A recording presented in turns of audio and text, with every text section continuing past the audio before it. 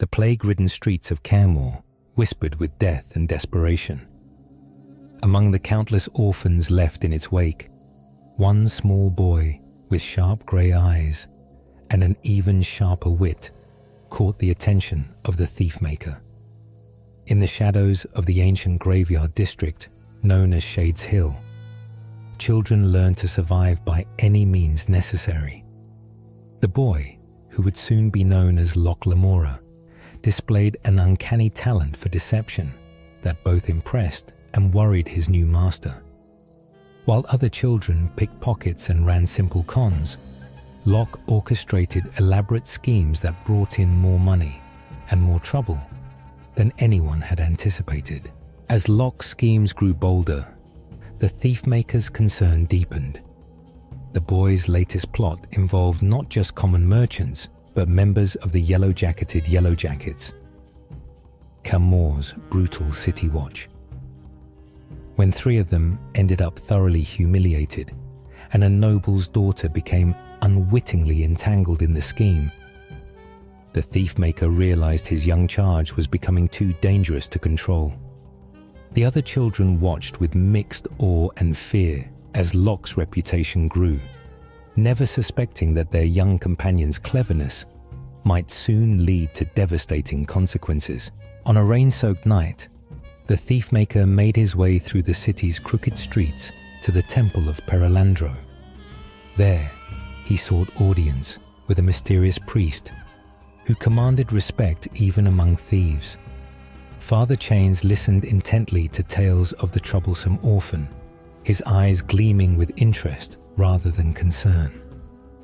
As lightning illuminated the temple's stained glass windows, a decision was made that would alter young Locke's destiny forever. The boy, who had become too clever for Shades Hill, would face a choice: a new life with unknown dangers, or the fatal consequence of knowing too much. As the thief-maker descended the temple steps, a small figure watched from the shadows, unaware that his entire world was about to change. In the candle-lit depths of the gentleman bastard's secret temple-turned-hideout, young Locke absorbed every lesson Father Chains offered like a sponge soaking up precious wine. The ancient marble walls echoed with laughter as the priest taught his young charges the delicate art of noble etiquette. Locke, alongside his newfound brothers Jean and Kalo and Galdo, practiced proper dining manners with exaggerated gestures, turning simple lessons into playful competitions. But beneath the mirth lay serious purpose. Each fork placement, each subtle gesture was another weapon in their growing arsenal of deception. As the evening drew to a close, Father Chains revealed a shocking truth about their next lesson, one that would test their newfound skills against real nobles sooner than any of them expected. The sacred texts of the 13th god provided perfect cover for the gentleman bastard's true education. While other thieves saw only restrictions in priesthood, Father Chains had transformed religious devotion into the ultimate disguise. Locke found himself mastering not just prayers, but the art of reading people's hearts through their eyes. Bug, the newest addition to their family, proved particularly adept at memorizing scripture, though his real talent lay in spotting the tells of nervous marks. During one particularly intense lesson in the temple's secret library, Jean discovered an ancient text that hinted at darker secrets woven into Camorr's very foundations. Father Chain's reaction to this find would haunt Locke's thoughts for weeks to come. The moment of truth arrived on a misty evening in Camorr's merchant district. Father Chains had set up their first real confidence game. A simple scheme by their standards, but one that would test everything they'd learned. Locke, dressed as a young noble's son, led the play while the twins provided distraction. Jean stood ready as backup, his bulk concealed by carefully tailored clothes. Everything proceeded perfectly until an unexpected city guardsman took interest in their performance. As Locke wove lies within lies to maintain their cover, he noticed something odd about the guard's uniform, a detail that made his blood run cold. Either this was no ordinary guardsman, or someone else was playing a deeper game. Just as the situation reached its peak, Bug appeared with news that would change everything. In the amber-lit streets of Camorr, where canal waters reflected the dancing lights of merchant ships, Locke Lamora adjusted his nobleman's coat with practiced elegance. The Don Lorenzo scheme was proceeding perfectly, too perfectly, perhaps. As he strode through the Altagrante district, his boots clicking against the cobblestones, Jean kept watch from the shadows of a nearby villa, crossbow ready. The false identity of Lucas Fairwhite, the merchant noble from Ember Lane, had opened doors that even the legendary gentleman bastards hadn't dreamed of. Tonight's target, the ambitious merchant Salvara, whose coffers would soon be considerably lighter. But as Locke charmed his way through another evening of high society manipulation, an unseen figure watched from the rooftops, their dark cloak rippling in the evening breeze. The scheme deepened as Bug delivered the forged documents with trembling hands, documents that would cement Locke's false identity beyond question. Kalo and Galdo, dressed as merchant guards, established their presence in the city's trading circles, spreading whispers of the wealthy Fairwhite's reputation. But something was off. The ease with which their marks accepted their story made Locke's thief instincts tingle.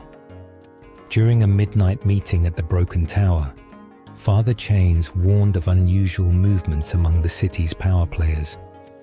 The old priest's blind eyes seemed to see more than most, and his words carried a weight that made even Jean shift uncomfortably.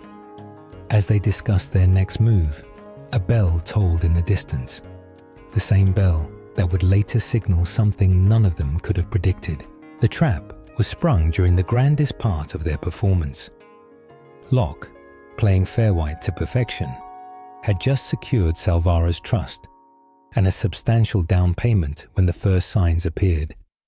A servant with two sharp eyes, a guard whose stance spoke of more than mere house training. Jean's warning came too late, a flash of steel in the candlelight, a dropped glass of wine that never reached the floor. The gentleman bastards found themselves caught in a game larger than their own, as shadows within shadows revealed themselves.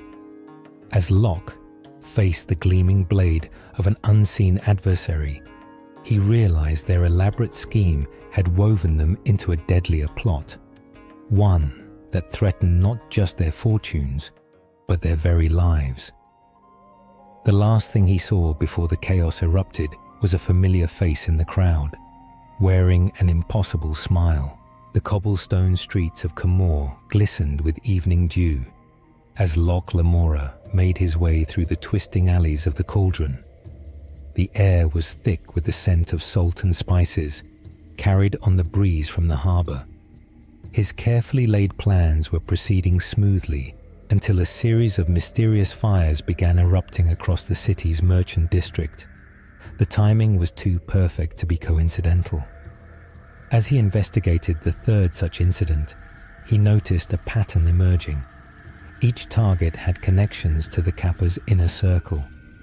The night grew darker as he discovered a cryptic message left behind, a grey feather dipped in blood, accompanied by a note that made his blood run cold. Jean Tannen's warnings echoed in Locke's mind as they pieced together the puzzle. The Grey King wasn't just targeting random merchants. He was systematically dismantling the city's criminal hierarchy. Bug's reconnaissance revealed a pattern of movement in the noble district that didn't match any known players. Meanwhile, Kalo and Galdo uncovered disturbing rumors about a masked figure seen conversing with some of Camorr's most notorious killers. The gentleman bastards found themselves caught between maintaining their elaborate noble charade and preventing an imminent underworld collapse. As they gathered in their secret temple headquarters, a bell began tolling. The signal they had dreaded most. The night exploded into chaos as the Grey King made his first direct move. What started as a simple warehouse fire turned into a carefully orchestrated trap. Locke watched in horror as the pieces fell into place too late. The fire was merely a distraction. While the city guard scrambled to contain the blaze, shadows moved through the canals beneath the city.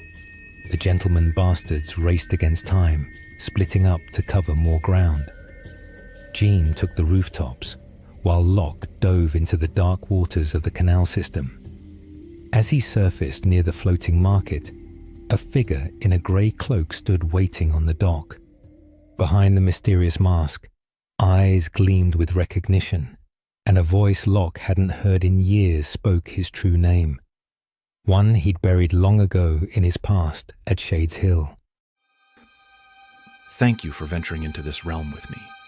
If you crave more enchanted worlds, mythical battles, and secrets whispered from ancient pages, join the Guild of Storybound Explorers. Subscribe now and ring the bell to unlock every new quest the moment it drops. The next chapter awaits. Will you answer the call?